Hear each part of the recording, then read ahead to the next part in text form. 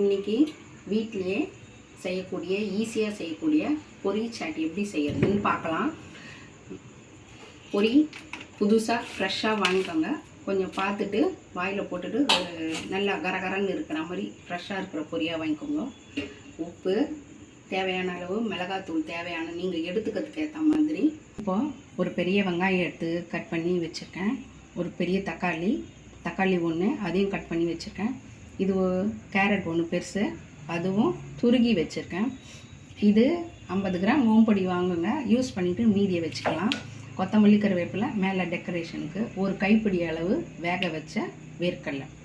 இப்போது எல்லாத்தையும் இந்த பாத்திரத்தில் போட்டு மிக்ஸ் பண்ணி சாப்பிட்டுட்டு அப்படியே வைக்கக்கூடாது. கொஞ்சம் நேரம் முன்னாடியே செஞ்சுலாம் வைக்கக்கூடாது. இப்போது சாப்பிட போகிறோன்னா உடனே ரெடி பண்ணி சாப்பிடணும். ஏன்னா இது நமுத்துச்சுன்னா நல்லா இருக்காது பொரி. இப்போது இது கொட்டம் பாருங்கள். இப்போ பொரி போட்டாச்சு. வெங்காயம் போட்டுக்கோங்க, தக்காளி போட்டுக்கோங்க, கேரட் போட்டுக்கோங்க. எல்லாத்துலேயும் கொஞ்சம் கொஞ்சம் மிச்சம் வைக்கலாம். கடைசியாக டெக்கரேஷனுக்கு நல்லாயிருக்கும். வேக வச்ச வேர்க்கடலை போட்டுக்கலாம்.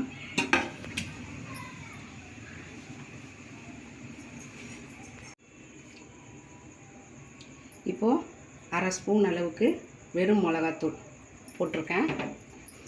தேவையான அளவு உப்பு போட்டுக்கலாம். பார்த்து போட்டுக்கோங்க, ஃபஸ்ட்டு உங்களுக்கு எதுவும் தெரியாது.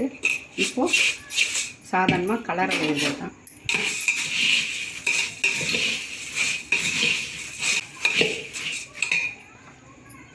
ஓம்புடியும் போட்டுருங்க. எல்லாம் கடைசியாக கொஞ்சம் கொஞ்சம் நிறுத்தி வச்சுட்டேன். தட்டில் நீங்கள் பிளேட்டிங் பண்ணும்போது இது 4 பேர் கரெக்டாக இருக்கும். அந்த பிளேட்டுங்க மேலே கடைசியாக போடுறதுக்கு நல்லாயிருக்கும்.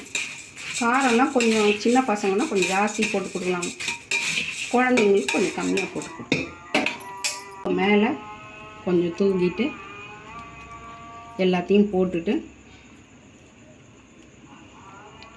கொத்தமல்லி போட்டுட்டு ரெடி. பொரி சாட் ரெடி.